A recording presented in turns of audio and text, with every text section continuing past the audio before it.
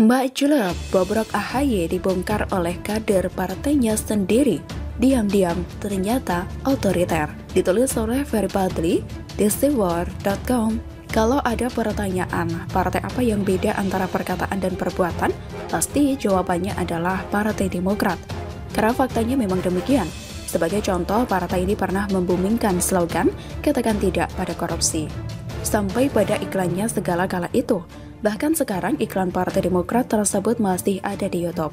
Ternyata bintang iklan "Katakan Tidak Pada Korupsi" itulah yang justru korupsi besar-besaran.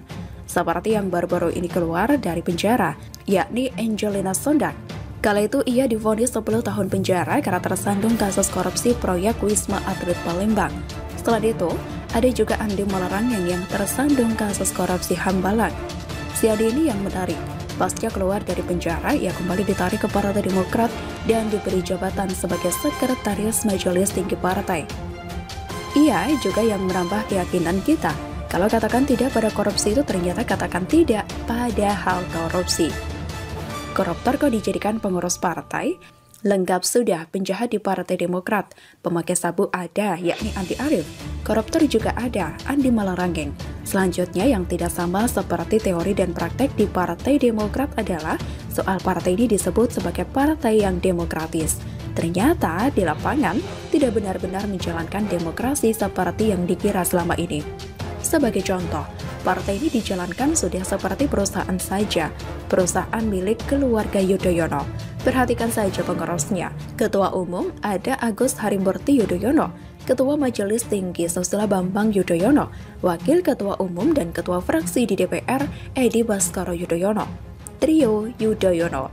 Di samping itu, ada juga kerabat Yudhoyono yang menjadi pengurus partai, yakni Sartono Utomo, sepupu SBY yang menjabat sebagai Wakil Bendahara Umum Partai Demokrat, dan Agus Hermanto, adik ipar SBY menjabat sebagai Komisi Pemenangan Pemilu Partai Demokrat. Begitupun saat pemilihan ketua umum partai itu juga dilakukan secara tidak demokratis. Tanpa melalui tahapan yang benar, tiba-tiba AHY dipilih sebagai ketua umum. Padahal kita tahu sendiri rekam jejaknya seperti apa. Masih baru banget di Partai Demokrat.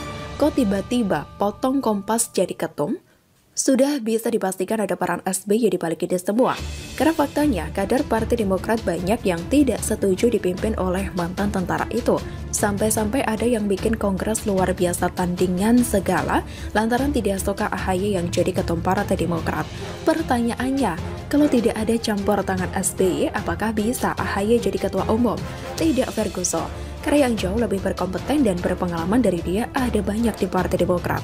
Lagian juga, AHY kan pernah kalah di Pilkada DKI.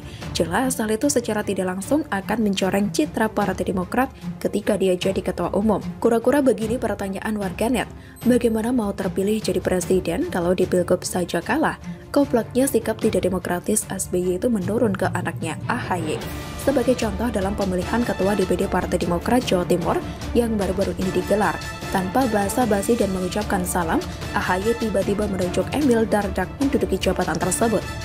Padahal sebelumnya, saat dilakukan pemilihan di Musda, Emil hanya memperoleh dukungan dari 13 DPC loh.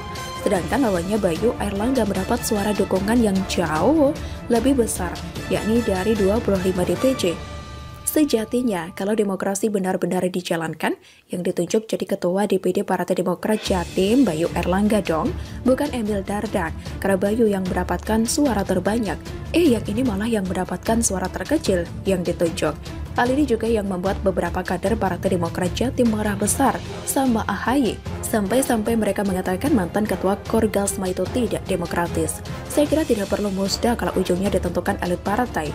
Demokrat yang selama ini menyuarakan pentingnya kepemimpinan yang demokratis di era reformasi ini, akhirnya tenggelam dengan keputusannya sendiri dalam menentukan ketua di Jatim, ujar Ketua DPC Partai Demokrat Kota Madiun Istono.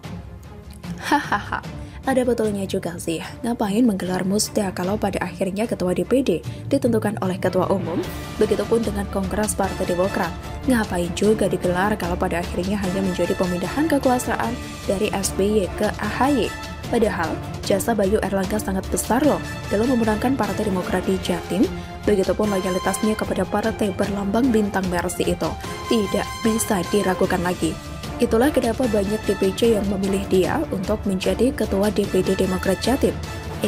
Ternyata Ketua DPD dipilih langsung oleh pusat, sedangkan hasil musda tidak dianggap sama sekali. Konon katanya sih, AHY selalu meminta kader Partai Demokrat untuk berdemokrasi yang baik dan benar.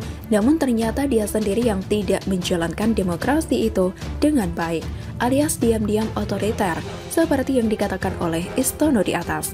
Bagaimana menurut Anda?